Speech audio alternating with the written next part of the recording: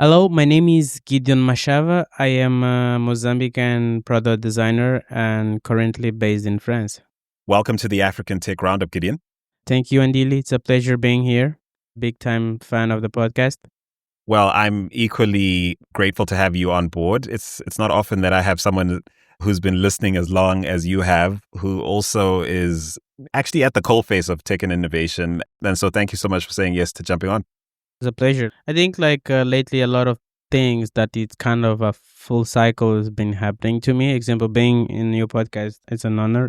I'm a big time fan, but also being able to work with other people in the industry. So like people that I used to admire. So now I can actually talk to them directly. So I'm honored to be here. Let's let everyone in on who you are. And you've hinted at a journey you've been on that's coming full circle. So how does a product designer from Mozambique end up in France? And I know that journey includes working at Shopify, which is easily one of the world's largest e-commerce players at the moment. And so, yeah, give us a sense of what got you here. I live in South Africa for almost 4 years. But I was like, 6, 7 years down in my career already. Well, while in South Africa, I had to travel to Brazil, if I'm not mistaken. No, actually, it was Italy. But when I was returning, I had to go back to Mozambique to get my visa to Brazil because it was easier to get my visa to Brazil. And I ended up getting stuck in Mozambique because of COVID at that time. So I couldn't go back to South Africa. So while there, you know what happened? A lot of things happened during COVID time and end up changing jobs. And I decided that I wanted to change careers and do different things. And one of the companies that I applied for was Shopify. But initially I didn't want to move out of Mozambique because I spent 4 years abroad. So when I was applying, I applied for remote first companies, and Shopify was one of the companies on the list. Actually, I had two other companies. So I applied, and during the process, was lucky to be one of the candidates selected. I was like, okay, that's fantastic. I'm gonna work for Shopify, but based in Mozambique. But during the onboarding process, they said, "When are you moving?" I was like, "What do you mean moving?" They said yeah, when are you moving to Europe? And I asked them, I thought you guys were remote company. So what are you talking about? So they said, no, as a Shopify, we hire remotely, but you have to for your position specifically, you have to be based in a country in Europe. But at that time, I had closed almost everything that I had committed before. So I kind of had no choice and moved. So they gave me four choices of countries to choose from, and France was the country that I picked and ended up moving here. So I've been here for almost 3 years now. All right, then. So what is a product designer, and what is it in your skill set that a company like Shopify would have seen that would have made them keen to have you on their team? Growing up in Mozambique and engaging with tech communities, I always had friends and colleagues that wanted to work either for Google, Facebook, and etc. And I was one of the few that never dreamed on working for anyone because I believe that I'm an entrepreneur. And because of that, I ended up pursuing a path that was in a way a little bit different, building a lot of communities, building a lot of things on the process. And that gave me a very rich experience. So when And so, by the way, when you say things, are you talking about software products? Are you talking about actual physical things you made with your hands? Software products mostly. I'm kind of useless with my hands, to be honest. And when you say communities, what are you talking about? Other like-minded individuals building similar things? Yes, just to give you context, in Mozambique, I built the biggest developers community there. It exists 10 years after I've started with a group of friends called Moz Devs. Still in Mozambique, I've built the IXDA group, International Design Association. Became one of the most prominent design groups there. But then I moved to South Africa. In South Africa, I was working for a company, a small startup called Labster. I had opportunity to build another community, so a tech community again. And this community had presence across 6 countries and 11 cities across Africa. And because of that, I was named one of the best community builders in the continent, and I won an award by Google, and I had opportunity to travel to the US. So me and someone from Nigeria, if I'm not mistaken, but they had other community builders from other parts of the world. And I had the pleasure to meet Dan Frank, the founder of Google Developers Group. I attended a few conferences. It was a really good experience. And outside of that, my background is in economics. That when I moved to South Africa, I had opportunity to continue my studies in design, which was funny because when I went to the school's called Open Window. I went to Open Window and I said, I want to do my post graduation in design. They said, oh, fantastic, a new student. Just send us your marks. I said, okay, I'll do that. Went to Mozambique, translated, and sent that to them. And they said, like, actually, you can't do design because you're an economist. So, like, kind of doesn't translate. And I fought really hard trying to explain to them that I was good enough to pass the 3 or 4 years of undergrad that you have to do and go straight to post graduation.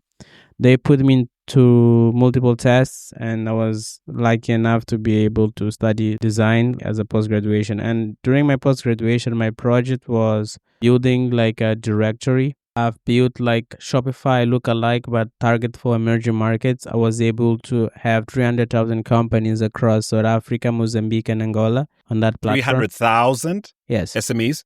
Yes, SMEs, yes, mostly. Yeah. I end up building like a tool that allow me to have insights across what people are looking for. I was like the single person that will wake up in a day and know what are people are looking for. Companies, it's either hospitals or gambling or whatever company is trending on a specific day. I would know that to the dashboard that I non-intentionally built and was What year is this?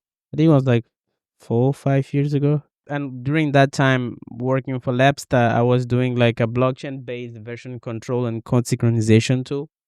A little bit technical, and like combining that, my You can't just skip along past that. Like, what the heck is that? so like basically we were building like developer tools, which is kind of my jam. Not necessarily developer tools, but tooling tools. Example, currently, like for the last company that I work for, which is a US based startup, I've built a design studio that allow you to design like your custom clothing. But back then in South Africa, we were building a tool that would allow developers to collaborate in real time, trying to leverage blockchain to do real time sync and like on chain collaborations and all those things. So like we're trying to like crack into the blockchain space, but trying to do proper real time collaboration. We built our own version of Git, and so imagine Git, GitHub, and Jira combined, but blockchain underneath it. That was the tool that we were building at that time. So like I would say back in Mozambique, I had opportunity to collaborate in multiple projects for the company that I was working for. I had opportunity to work for the World Bank and etc. So, and if you combine all of those things together, and if I start talking, you're gonna be like, you've been all over the place, and like that puts me apart to any candidate. But also, I would say, example, if I'm in an interview, actually, there is one thing that is also part of the secret. At that time, I was able to participate in a conference called Pixel Lab, which Farai organized. So it was the premier like Farai Mazima, yes. Farai Mazima. He used to run like Pixel Lab conferences in South Africa. design conferences, yeah? Yes, yes. For me to be able to be on that conference, I had to be different to any other designers because Ferrari only had like international speakers. So people from Facebook, Google, LinkedIn, you name it, it's only like international speakers on the guest list. We were only 2 Africans as speakers on that conference. So I was able to be on Ferrari's radar. So he could pick me as like one of locals' talent. And I had like the privilege of like speaking on that conference, and I met few people from Shopify. So by the time I went through the interview process, I knew someone already like there. But don't get me wrong, in a big company, that is almost equivalent to nothing because you're gonna be interviewed by 5 different people that have no idea who you are. The interview process on like big tech is like, yeah. You've given quite a lot of insight into what it takes to be the kind of person Shopify would want to have on board. Let's call it a global big tech organization, in this case, Shopify. You've given me a sense of the multidisciplinary inputs that make for a great designer, but also a product designer within tech. How do you distill it in your own mind, what it means to be a product designer? When you put that on your LinkedIn, what does that mean? And how do you explain it to someone who looks at that and says, hey, I want to get in on that? Being a product designer is mostly about solving problems strategically. I would say like 80% of my work is thinking, not necessarily get into a computer. It's like how do you articulate the problems and you solve them? Because like a lot of us, especially in the beginning of our career, we will think that putting pixels together in a screen would make a product great is actually way far from that, because product design is at the end of the day, it's about communication. So it's like a set of steps that will get people to a specific place. And those steps have to be the shortest as possible and simpler as possible and clear also. And how do you articulate that? Because you do like information architecture first. How do you articulate that? How do you make like the path super simple so people can get to A to B? So example, like if you're good at writing and if you're good on process, if you're good at making people understand concepts, I would say that is the base of like becoming a good product designers, because everything else is a plus. Being able to use Figma, it's a plus. Wireframing, prototyping, it's a plus. Like clear thinking and being able to identify, solve a problem, but like creating the right path to solve a specific problem. That's what a product designer is. And like that will what put you apart in a Shopify interview process. Example, on one of the interview process, they will give you one exercise right there. And they said, design a radio app. I don't remember exactly, but that has like six functionality, but only with two buttons. I was like, what do you mean? Like, how am I supposed to do that? But luckily I was able to solve the problem, because if you step aside from the screen and start thinking, okay, what type of problem is trying to solve, you'll be able to clearly articulate and bring a solution for that specific problem. So it strikes me that studying economics as a discipline that hones critical thinking and storytelling, it might have been a great foundation for what you now do. Not necessarily. I would say like being an African, like studying in a university that no one knows the name, that won't give you an advantage at all. So So no, not so much whether or not it give you an advantage. So I'd say in terms of delivering on being Gideon, maybe that's the question. Yeah. What would have helped? how about to get there? So I was saying like studying in a normal university like in Africa won't give you the leverage. Studying economics won't give you the leverage either. So the thing is, what I did is I read a lot, like crazy. I would read 50 books a year, and like I've done that for multiple years, and I listened to a lot of podcasts, including yours at that time. And there is absolutely no topic that you will start that I wouldn't be able to complement. So I've made sure that whatever room I was in, whatever topic you started, I'll be able to continue. So I was like, I won't believe that I'm still am very eloquent in whatever topics you want. So like whatever problems you bring to me, I'll be able to put multiple perspectives. I can talk about like the tech space in the US like I live there, for example. When people from big tech companies try to hire you, outside of the skills, they want someone that they can talk to. They want someone that they wouldn't like have to explain who's Jason Calacanis is. So, hey, they're gonna ask, hey, did you listen to All In podcast last week? If you ask what is All In, it's gonna be like, yeah, seems like we don't talk the same language. So you have to be able to talk the language of your audience, of the people that you want to be around with. So when you're there, you don't look like a foreigner. So like I made sure that I educated myself on all possible like spheres of life with books and podcasts. Have you found any differences in terms of getting to that super generalist state in terms of being an Africa focused product developer, a product designer versus designing products for anywhere else in the world? Do you follow the same process, say, if you were designing for your home country? Or it's completely different. Like the needs and the necessities of like designing for the first world is completely different, because there is a lot of things that people here take for granted. And like in Africa, you can afford to not have them. But like in this context, it's completely different. So like the quality bar first is too high because competition is brutal. Example, like designing a product that works well in Africa, it's a plus. Here is the bare minimum. so, so that mentality shift, it's a quite an exercise that you need to be able to do. I struggled a lot when I joined Shopify, like a lot, because on the beginning of the podcast, I was telling you, like, I had this ambition of becoming a world class designer. I saw world class designers performing and I felt like completely dumb because I thought I was good before joining Shopify. I was like, why would they hire me in the first place? I'm good, right? But when I started working with really good people, I was like, oh, okay, seems like I don't know that much. But like was a really good school for me. Example, like one thing that I've learned to designing for the first world and designing like products at this stage is like do not ever copy a product like the Shopify design, for example, thinking because it's Shopify, the flow looks like this, so everyone else should follow that flow or should follow that design, because you have no idea why that design worked that way. That was like the number one rule. So if you see Google doing something, do not just go there and copy, because I would say 90% of the work at any product like these big companies launch is a lot of conversations, a lot of contests, and they have a really deep understanding about the problem they are solving. So do not just assume that you understand what is the problem and just go copying the solution. You're referencing a conversation we had off mic before we started taping. You know, it was a great story. You were listening to the Tim Ferriss podcast, and he was interviewing a world famous tennis player. Yes. And you listened to that and thought, that's a playbook I could apply to being a world class designer. Tell me about some of the things you lifted from that conversation that you are now applying to that pursuit. Back in the days, I was still in South Africa. I still remember where I was. Like, I was like actually getting to the gate of the house I lived. I have a very clear memory of that.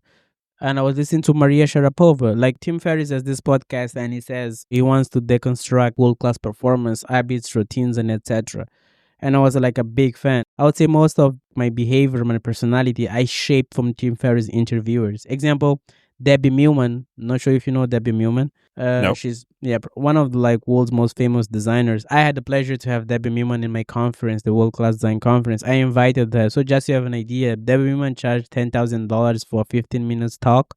And I was able to get Debbie Millman for free in my conference. And Debbie Millman was one of the interviews that Tim Ferriss had on the podcast. And there's one question that Tim Ferriss asked her was like, what is your number one non-negotiable thing in your life that you will do whatever, doesn't matter what, and you're going to take the consequences? And she said like moving from the city she was to a different city, and she had to live in a one-bedroom apartment, like living in a very bad conditions. And that was the trigger for me to move from Mozambique to South Africa, because I kind of copied that from Debbie Millman. Say, okay, what is the number one thing that I will do to be able to move my career forward? But like few years later, I listened to another podcast episode with Tim Ferriss, but he was interviewing Maria Sharapova. And Tim Ferriss asked something about what it takes to be like a world-class tennis player. And Maria Sharapova started describing her life, training, habits, routines. And I was like, if this is what it takes to be a world-class tennis player, I think I can be a world-class designer if I apply the same principles. So like example, one of the techniques that she had was like piggyback on people that are really successful. I started a podcast based on that.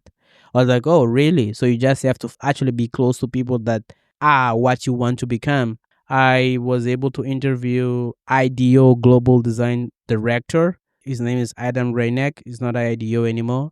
And I was featured on IDEO website. But because of that mentality, because Maria Sharapova said piggyback people that are in positions you want to be, I started making a list of people that I wanted to like become like, and like being a head of a company like IDEO was like one of my dreams. I was like, okay, I'm going to look for the guy that actually runs the show. So I found the guy. Right. I'm gonna start rolling out my own red carpet to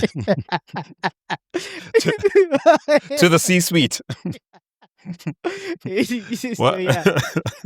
So yeah, I emailed the guy, became like close to his circle. I repeated that process over and over again. I had people that were referenced for me as part of my life, and that kind of contributed and set up my mindset on how it looks to become good.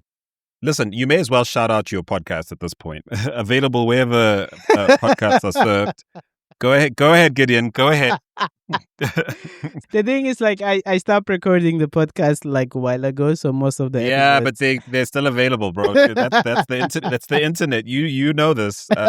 What's the podcast and where can people find? The name is the podcast is called World Class Designer, but like outside of the podcast, I have a ton of interviews that I've done too. And where can people find that? Where's your favorite place to send people? If you just go to Spotify and search World Class Designer, you'll be able to find the podcast. Great. All right.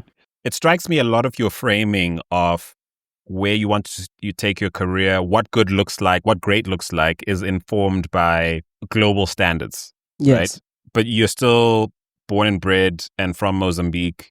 You've spent a lot of time, at least in the early part of your career, building your career, on the continent. And I wonder where, in the way you frame value creation and impact at a personal level, where does places that aren't at that level yet feature in your world right now? Are you on this podcast, for example, to inspire and bring people up with you? Are you here to let Africans listening know, or anyone who's on the continent know, that there's no reason why they can't be as good as anyone else sitting, anywhere in the Western world? How do you think about these things? I would say my motivations are highly tied to my upbringing. People used to say, I come from a humble family. I didn't come from a humble family. I came from a poor family. And that kind of shaped the way I see the world. Because people like me were supposed to go nowhere, literally. If you see people that grew up in the same neighborhood that I lived, if you put like side by side, you wouldn't tell. I think one thing that set me apart is I lived there, but I didn't live there. My mindset, like You took trips everywhere else. not necessarily. I only took my No, what I mean in your mind. Yes. I wouldn't let my environment influentiate anything on my behavior, on my goals and ambitions. I would just not let that happen. I believe if I can do it, and I'm trying to left the breadcrumbs of what I've done, like online, so other people can follow, like public with the podcast, what I write, and like sometimes what I share, like on my LinkedIn, to make it public. So my number one goal is to be able to show to people that if I've done it, I had no privilege, no background, I didn't know anyone influent, I didn't have absolutely nothing at that time. If I could do it, and I'm not necessarily smarter than average. As I told you, like I read a lot, mostly like illegal books, because I would go torrent the book and then listen to the audio version, like without not using Audible, because I couldn't afford to pay $20 to get a book, or like read the PDF version that I will find on a different torrent website. I'll do, by the way, I'm not saying people should do this. That's illegal. Please don't consider this. What is that disclaimer that they say? Please do not consider anything you hear investment advice. yeah, that's illegal. So But please invest in an Audible subscription, people. Yes. Do not be stealing audiobooks. So but the idea was like, if I could do this, educating myself, being patient, doing one step at a time, other people can do also. You have to be prepared. You have to like set yourself for big ambitions, but I would say most importantly, you have to be able to deal with failure. I remember when I was organizing the World Class Design Conference, I had 54 speakers on my lineup, you name it, from the biggest companies in the world, Facebook, Google. I had like Webflow, Shopify. I wasn't working for Shopify at that time. Shopify, Framer sponsoring my conference. I was in Mozambique.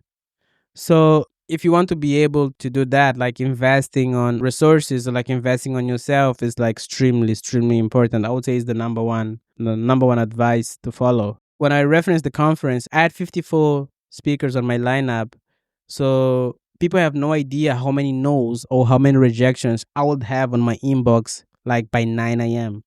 Usually like 9 a.m. is the beginning of the day and you don't have your inbox full. I would have more no's than normal people would have in a year, in a daily basis at 9 a.m. So my ability to deal with rejection, I would say it was like my number one skills, because people will check your profile asking, who are you again? You Gideon Machava, what? I can't even pronunciate your name in the first place. They'll be like, hell no, I'm not associating myself to you. And I heard a lot of that.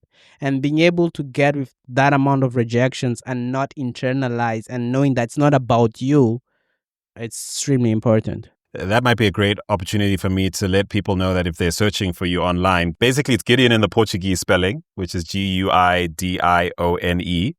and then surname Machava. So look him up on LinkedIn, because that's really where you do a lot of your sharing. You haven't been podcasting in a while. I'm glad you broke the streak to join me on this pod.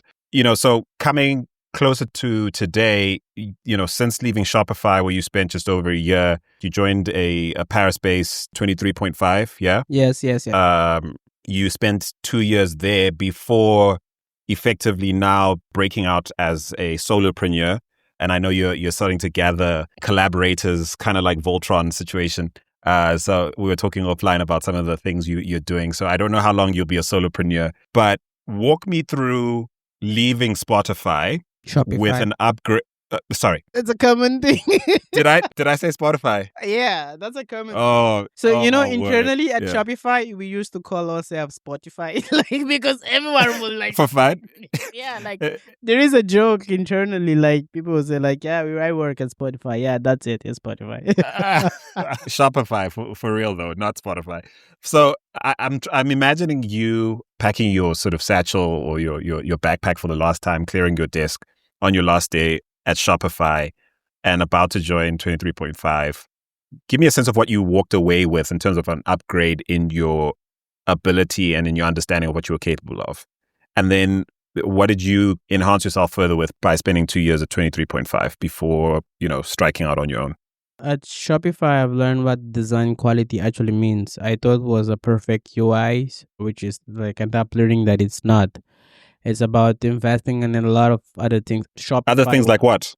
it's communication, clarity, strategy, business goals, like solving real people's problems, obsessions over like the users, like measuring like success in the right way. Because at the end of the day, a lot of things will be translated into numbers. Shopify has a really good mission, which I kind of copied for myself, that says number one is solve merchants' problems. Number two, make money so we can keep solving merchants' problems. Number three, never make number two number one. So never make money a priority. Oh, wow. Okay. That's really Yeah. cool. I love that. I really dig that. Yeah. And like, it's the obsession over like solving real people's problems that kind of put the company in the position that it is, no matter the cost. They capitalize on that afterwards. But a lot of companies that will try to make money first and then solve the problem second. And the So how did obsession. that express quick immersion? What delivering on product design as defined by that is expressed in what? Oh, I need to spend more time in research or Notion and Dex. Tell me, how does that look? It's about like spending a little bit more time doing research, for example. You would spend more time in research than an average company. We will try to get the best people that understand about the problem in the room first. We will try to get to the best player in the market that are working on that particular problem, or we'll try to find the right merchant that is struggling with a specific issue. So it's about trying to fully understand the problem. And as soon as I will understand the problem, we will try to articulate multiple solutions to the same problem. We wouldn't get stuck or fixated in one single solution. We will explore multiple ways to solve the same problem and then pick the most suitable for the case. So we will do like 10, 3, 1, like 10 options, 3, and then like nail down to 3 and then go with the winner. As you've done that research and you've gathered all of that stuff, how do you distill it to a format that actually scales and gets you to the point where you're actually building the solution? That's the thing. I don't think that process scales by itself. It scales in the sense that builds stronger intuition sense into the people that solve the problems. So it's almost like a bunch of you solving together, and everyone's building almost like a product design muscle. Yes. At what they do. So for the next problem you need to solve, you spend less time because you know the process. The process itself doesn't scale because it takes forever, right?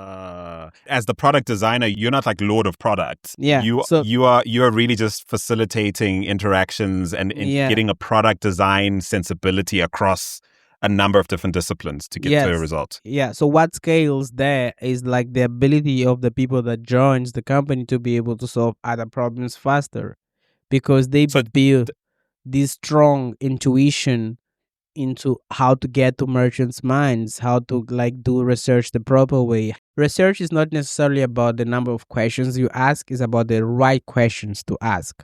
And the right subjects. Yes. Curating, you said that earlier, curating the right person to ask. Yeah. So then it sounds like it would be a great loss to a place like Shopify to have people leave. Oh, yeah, for sure. Because, they're walking away with intel. And I imagine you're being, headhunted all the time. Yes, like this is why people want people from Shopify. For example, getting a job for people, not on this market, because the market is brutal for everyone now. But getting a job after working in a company like Shopify, it's really easy because people know what it takes for you to survive an environment like that. Right. So when you left, walking into the new thing, what were they inviting you to come do? And what appealed to you in taking that step? Yeah, so like when I left Shopify, I joined this company called 23.5. And I think like the founder was the secret sauce like that made me want to join. What did they do? So 20.5 is the first company in the world that does Nike level quality clothing, but custom with quantity of one, but with Patagonia level of sustainability. So imagine, Whoa. That's quite a claim, right? Okay. yeah, So it's hyper customized, crazy quality, integrous sort of supply chain dynamics. yeah. Yeah, like this is the first company in the world that actually got that done. Like example, we've launched like a Beatles collection couple of months ago, and it was As entirely in the band, like designed. Beatles, the band. The Beatles, the band, yeah. Hmm. Beatles, the band. We did a drop with DC Comics a couple of months ago at like Comic Con. We used our studio to design and like have these Oh, custom wow. made clothes for DC. And there is brands like Lisa Frank also like that did famous in the US, like did a drop with us. And there is also like Kerber, Strawberry Shortcake, Teletubbies, and like other companies that are probably gonna be working with 20.5 soon. And that like there is actually a few of them like have dropped 20.5, but the company is able to do like made to order products. So as you order, the company doesn't use blanks. So like whatever you ask is cut and sew.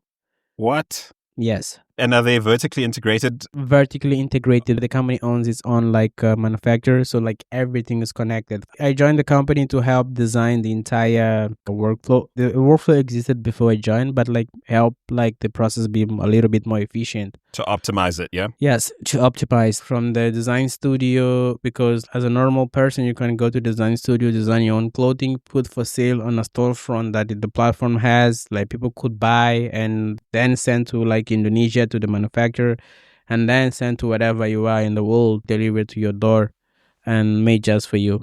And in a world like that, what's the product? Because the Shopify is pretty straightforward. You know, do you want to sell anything online? Shopify wants to be the one-stop shop for anybody who wants to do that. So I get what the product and the proposition might be there. How do you frame product at a place like It's a high 23.5? quality apparel on demand. Okay. And then so how do you frame then tweaking the product without effectively being the CEO of the business? At this company, I had the opportunity to wear multiple hats. It's a startup. Being a product designer is my identity. It like is how I see the world, but it's not entirely what I've done. It forces you to have multiple skills. Like you have to have product management, but you have to understand marketing. You have to understand analytics. You have to understand operations. You want to understand like a little bit about the industry, about the garment industry also. So in a way, you have to wear multiple hats, and sometimes you need to be able to forget your main identity because it's about solving the Mm. problem. You have to be able to be technically deep on the engineering part to understand the problem enough to propose the right solution because it's a highly technical field. I'll say my sweet spot on design is actually design tooling. I like to build tools for other builders. It's a meta type of design.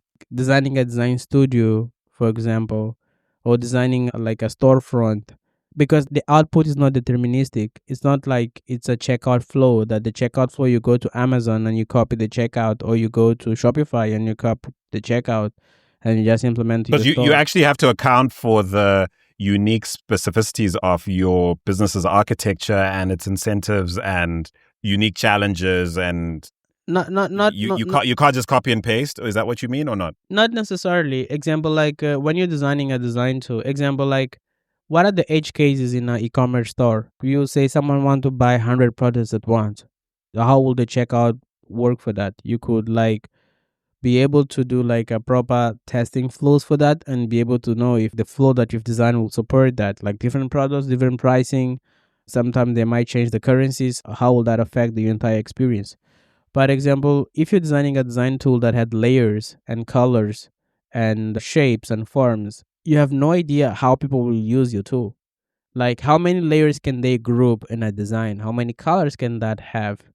How will the browser behave if they decide to like upload a 100 megabyte image? And what if Mm. they have like 110 megabyte images on the layer panel because the studio renders like the garment in a 3D environment. So like how will that look like? What can you do to be able to prevent that? So like the outcome is not deterministic. So you never know what actually Okay. is gonna happen. You never know how people will use the tool. So for me, that's is where I have the most of the fun. You know how you said at Shopify, what was the first thing? Solves merchant problems, right? Yeah, yeah, yeah. Make money solving merchant problems, right? You Yes, said. make sure that you make money to be able to keep solving the merchant problem. Don't make number two number one, right? Yes, yes, that was the So third if one. Yeah. that's the third one. So if you make number two number one, speaking to your non-deterministic sensibilities, if you make number two number one, you basically force deterministic thinking onto the design process, don't you? In reality, this is what we want, but we don't want to force that outcome. Right. Yeah, Then is that the big tension of your work? not necessarily. Because there is this report done by like I'm not sure which agency, like which company did, like that says like a company that focus on design have 32% more revenue than companies that are not design driven. And I also remember someone on LinkedIn saying like design pays off. Case study Apple. So Mm. in a way, solving the problem the right way using design, it's a competitive advantage by default. So which means if done well, you don't have to force anything. If you do that first, then there is no tension. Yeah, there's no tension basically. Yeah. So then I don't intend to be restricting you to being that one thing. It definitely sounds like it is more an umbrella for a number of different things that you apply yourself to, to solve various problems. But what would you say then is the biggest difference between being a product designer, in a software product led business versus a company that focuses on tangible product and delivery? What have you Yes. learned as the differences or similarities, surprising similarities? I've learned that building physical product is really hard, like really hard. Elon Musk usually says on Twitter or even like on interviews that manufacturing is like hard. Using software is hard. Manufacturing is really hard. I promised myself that I would quote unquote never do physical product like if I start a company because it's a headache. You have no idea. So is that why you left? You Not couldn't take it. not necessarily. I left because I wanted to pursue my own path because like Mhm. I think it was time. I still have like very close ties with 20.5. Yeah, but I wanted to pursue a different direction in my career and try something new. There'll be no merch involved in your next iteration, in your No, entrepreneurial life. not No. no, not for sure. Listen, you can outsource to 23.5, Hey, bro. of Like, you course, don't have yeah, to. that's the goal. Like Yeah, yeah. the work is done already, so I don't have to reinvent the wheel. Okay, but seriously, you were still explaining, like, so physical product really, really hard. What it makes software product development look like child's play? You have to take my answer with a grain of salt, but also with a little bit of perspective. I've done software my entire life, so anything outside of that will look hard, right? Right. So do not take that literally. So doing supply chain, like there is multiple pieces that have to go together in a very specific ways for things to work well. Imagine like you have an order of 5,000 t-shirts and you have one single color variation. The entire thing is basically done. So we had like Bye bye cases. margins. Yes, and it's like the margin of errors are very small. Like the stakes are extremely high because you can actually see like the damage. It's not like you can reverse the repo to the previous version. No, there is no such a thing in Yeah. in the. There's actual product headed for a landfill. Yeah. As I've recently learned, they're actually destruction specialists, Yeah. which is a whole business in itself, right? Yeah, and there is like a very visible cost to it. Do you know? So, by the way, there's two things that come to mind before I let you finish, right? Firstly, my wife and I have previously created and launched gourmet grape juice business. And so I have a sense of what you're talking about in that at some point several years ago, we couldn't have any guests in our home because we literally had crates and crates and crates of grape juice. We basically turned our home into a warehouse distribution center. And we had at some point something like 5,000 bottles, Whoa. 5,000 bottles with a fault that Eh? had to be sent back. You've got certain suppliers, a single labeling error, they send back the entire consignment. Yeah, and all people see is the e-commerce site, Yes. latanda.co.za. Yeah. And Yeah. Yeah. they think, oh, that looks great. And it's like, no, fam. No. No. No. No. No. No. No. No. No. It's harvesting grapes in season. It's dealing with two different wine estates under NDA. It's being there for the bottling. It's mistakes with labeling, and it's all these things that you don't think about. So that's the first thought I had as a riff to some of what you said. The other second thing is I realize part of what you're saying validates a running hypothesis I have, which is the hardest work in terms of innovation and creating good, sustainable business that actually improves people's lives and delights people happens at the intersection of real economy and digital economy. And it's kind of whizzy to think about digital economy being the whole economy. But I think in the world most of us inhabit, if you really think about it, it's usually the intersection of where the best of digital meets the best of the real world, where the most interesting things happen. Yeah, for sure. So anyway, that's what I was thinking as you were talking. Maybe then finish your thoughts about supply chains and so on. I was saying supply chain is extremely hard, and I've learned to appreciate the clothing I'm wearing now because I've learned the process that actually making it, and it's a nightmare. And like the margins are super small, and I'm used to the tech world where like you're gonna have that some companies have like 90% margins depending of the sector, and being able to be in the industry that the amount of work is tremendous and the margins are so low. I've learned to appreciate the work in a way, saying because it seems like these guys are doing more good to the planet than anything else. When you wear a t-shirt, you think, oh, it's just a t-shirt. The amount of work that it takes to be able to go through that t-shirt, you have no idea. And if I had to sell the same t-shirt, I wouldn't sell for $20. Probably I would sell for $200 because I would say like, I work a lot for this.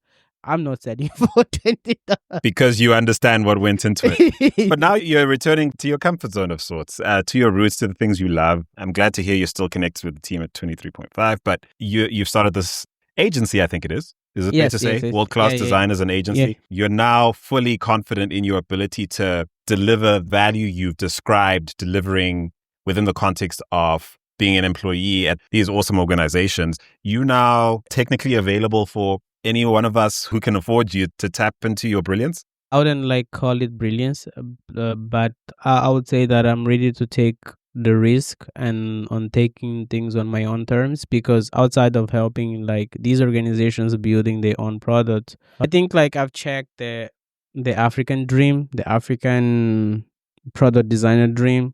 So like working for like small companies in Mozambique, check. Small company in South Africa, check. Work for a Silicon Valley based startup, check. Work for a big company, check. What's next? Like building something for myself.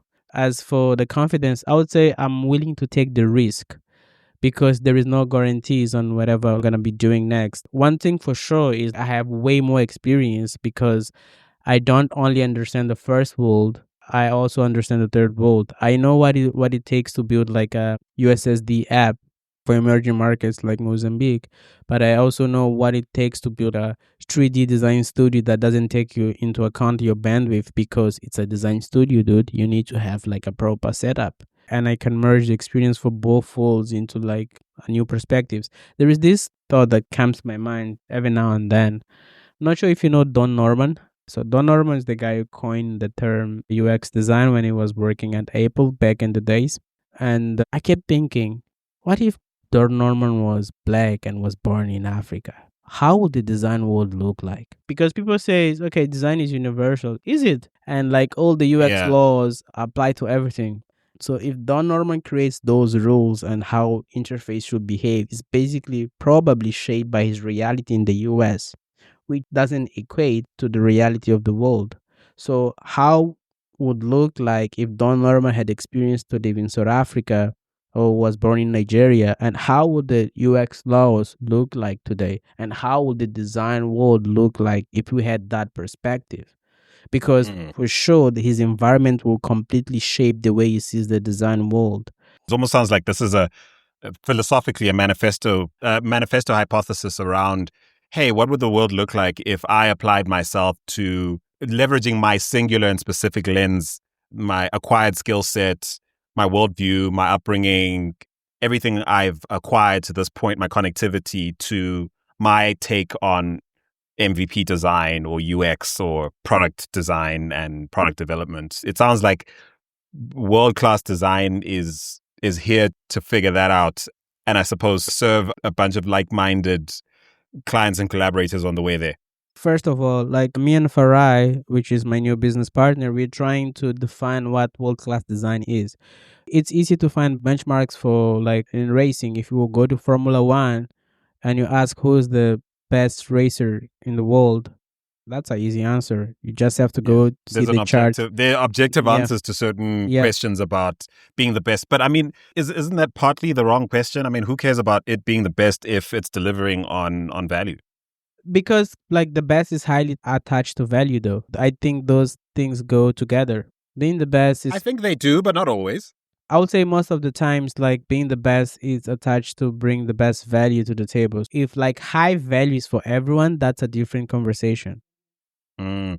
I think there's a lot of subjective circular reasoning that's appointed as infallible rhetoric that holds the world together. And it's like, fam, I guess what I'm saying is, to use an African example, there was a time when Ethiopia was the laughing stock of East Africa when it came to sort of connectivity realities in terms of internet connectivity, mobile telco, internet connectivity. And that's because strategically they had followed a different path to most other African nations, one that kind of mirrored maybe, say, how China has approached building out its own sort of national digital transformation agenda. And without judging whether they've won or not, you can objectively say there are certain things that strategy delivered that put a country like Ethiopia in a position to be, at the same time, a very difficult place to be an innovator or build a tech business or a software business or build product and take it to market successfully. But simultaneously, one of the most robust foundations for nationally bringing an entire country on board a digital transformation journey in ways that maybe other countries can't quite mirror. Certainly at the level of scale, Ethiopia is able to do it. I literally haven't thought through sufficiently whether Ethiopia is even the best example of this or not as a country. But I think there'll be different sensibilities about this depending what your decision around what good looks like is, and whether you're inclined to be outcomes based in your assessment, whether your idea of futures brings everyone on board, how democratized that future needs to be in order for it to count as actually good versus great but not good. I think there's a lot to be said for going objectively. I feel like I've just been speaking to easily one of the most follow-worthy African product design practitioners and thinkers on LinkedIn right now without even African as a modifier, and that would be you.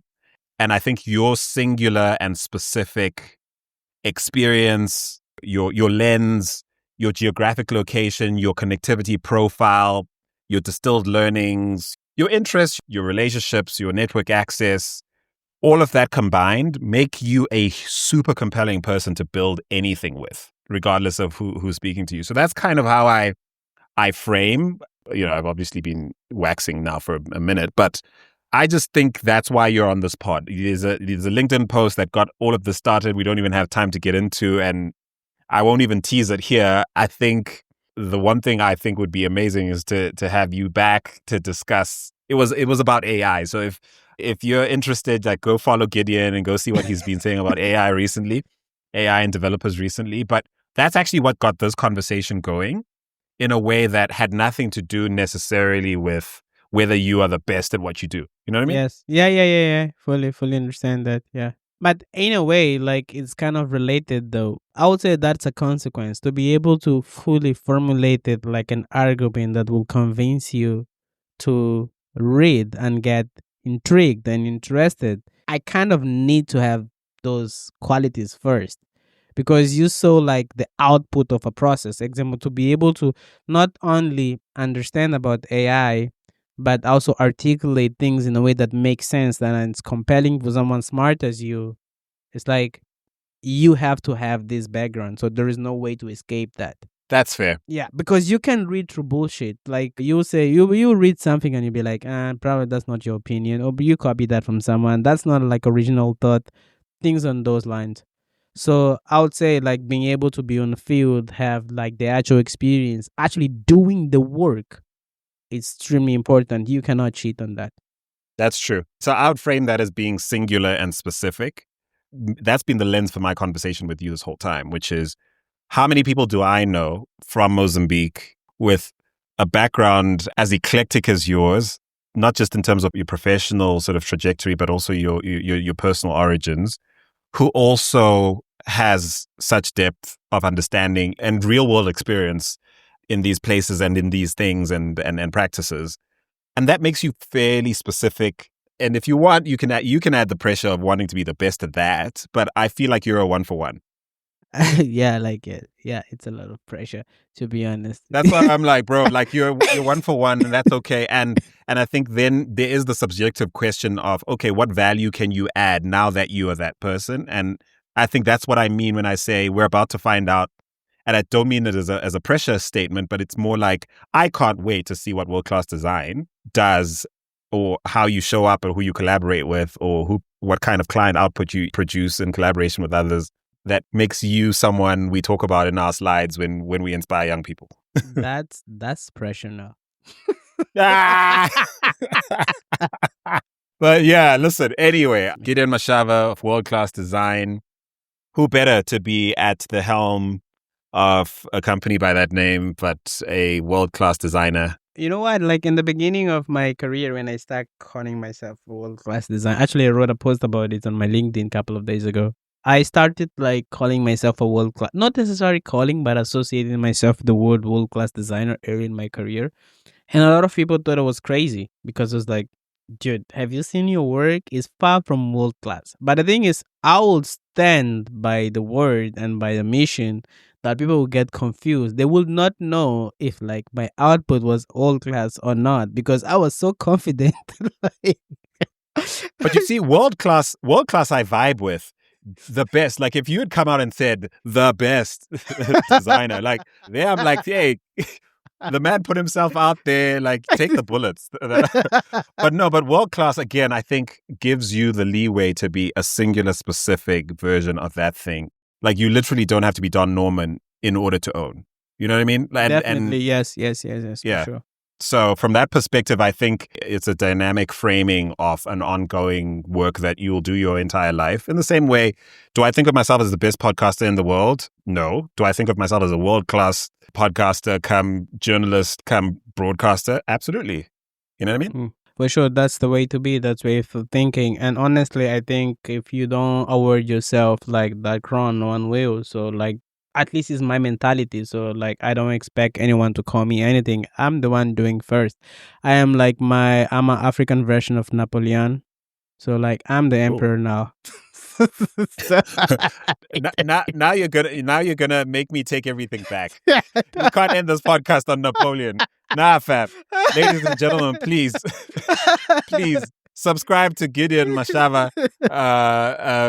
It's definitely not Napoleon. Dude, thank you so much for being on the African Tech Roundup. Really appreciate you. Let's give it some time, but must have you back to talk about AI, and not least because, obviously Shopify doing the most, throwing down the gauntlet in terms of like, we are going to be part of this AI wave. So it'd be really interesting for you to reflect on what it might have been like for you if had you stayed at Shopify with all of that going on. That'll be quite interesting speculation, but it'll also be worth maybe hearing your take on the here and now in terms of any developer, product design specialist, anyone in your field trying to sort of grapple with the realities of AI tools and platforms and how to be relevant and how to integrate or augment it. Yeah, ladies and gentlemen, stay tuned because I will be tracking Guidione down to have that conversation. I'll be in Morocco first week of May for a conference, and the topic that I was invited to talk about is, guess what? AI. AI? So there is So a huge conference happening in Morocco in a couple of days from now, and that's going to be one of the topics that we're going to be talking about. Well, by the time people hear this, that conference will have passed, but nonetheless, the revolution will be podcast. So please, Oh, stay tuned, Guidione. definitely. Like, I cannot wait to see what's coming next. on that. Yeah. And I can't wait to have that conversation with you. Look forward to it. Thanks again. My pleasure. It was an honor to be here.